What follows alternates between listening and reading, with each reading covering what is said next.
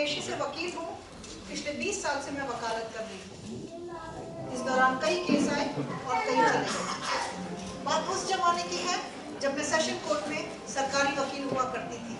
उसी जमाने का वो दिन, वो मुकदमा, वो आदमी।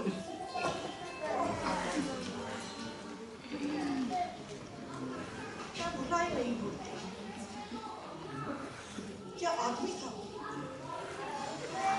क्या केस था। उसे मैं किसी भी तरह से समझा ही नहीं पा रही थी कि आखिर उसकी गलती क्या है। इतना सीधा साधा,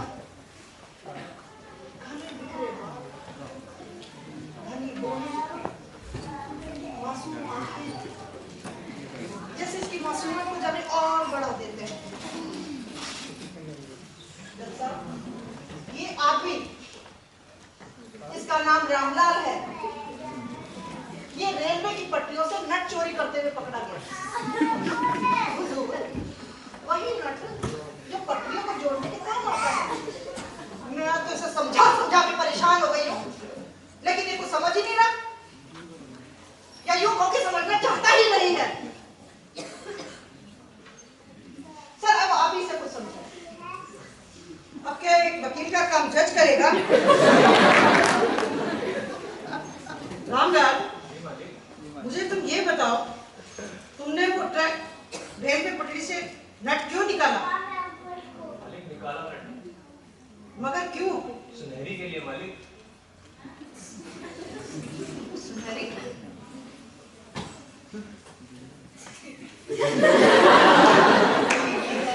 अरे नहीं मालिक, बीवी की होती वो तो इससे मालिक, इस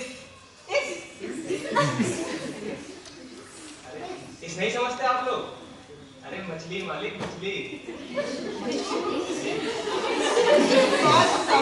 ये मछली और ये नट, इन दोनों का क्या कनेक्शन? सुनहरी है ना वो मछली, वो नट की चाल में फंसती है। नट की चाल में फंसती है? वो मैं बताता हूँ मालिक, वो जो नट है ना, उस नट में एक विशेष प्रकार का छेद होता है जिसमें हम खाना भर देते हैं। उसे डालते हैं पानी में और वो जाता है बिल्कुल सुनहरी के पास तक। और मालिक, वो सुनहरी वो खाना खाती है, नट उसके गले में अटक जाता है, हम उसे बाहर खींच लेते हैं। पर एक बात बताओ, ये नट ही क्यों? हाँ, तो कुछ और चीज का भी प्रयोग कर सकते थे। अरे मालिक, वो जो नट है ना, वो भारी होता है और उसे डालते हैं पानी में, वो बिल्कुल गहराई में जाता है सुनहरी के पास। और मालिक, वो उसमें विशेष प्रकार का छेद भी होता है, और किसी चीज मालिक वो हमें खरीदना भी नहीं पड़ता। अच्छा, तो इसका मतलब तुम मछली पकड़ने के लिए नट निकालते हो?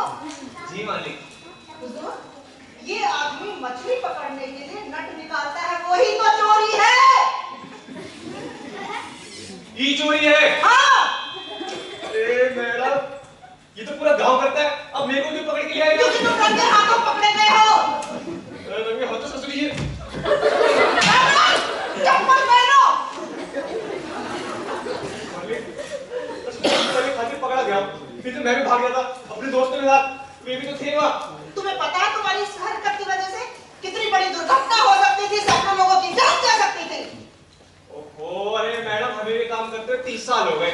आप तो कुछ हुआ नहीं, तूफान आया, बिजली गिर गई, तो पटरी नहीं हिली आएगी। और तुम कहना क्या चाहते हो? जो आज तक कभी नहीं हुआ, वो कभी आने वाले समय में भी नहीं होगा क्या?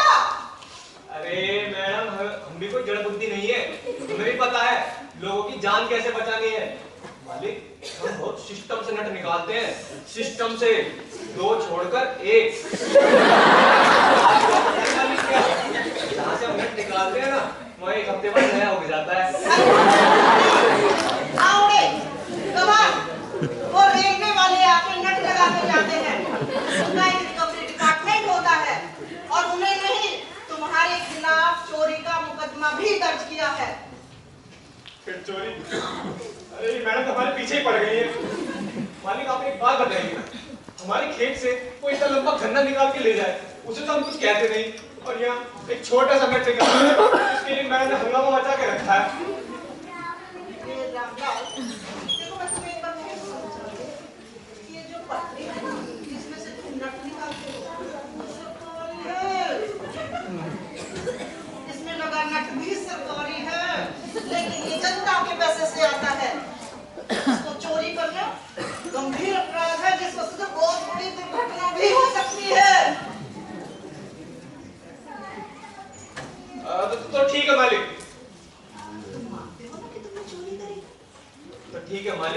अपनी पटरी ले देगी हमारे गांव से।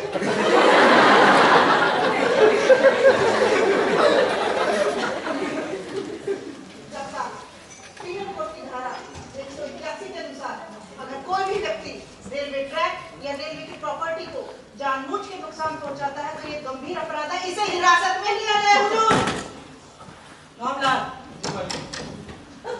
तुम्हें जुर्म करने के अपराध में 2 मास के लिए हिरासत में लिया जाता है। अरे मालिक, हमने क्या किया है?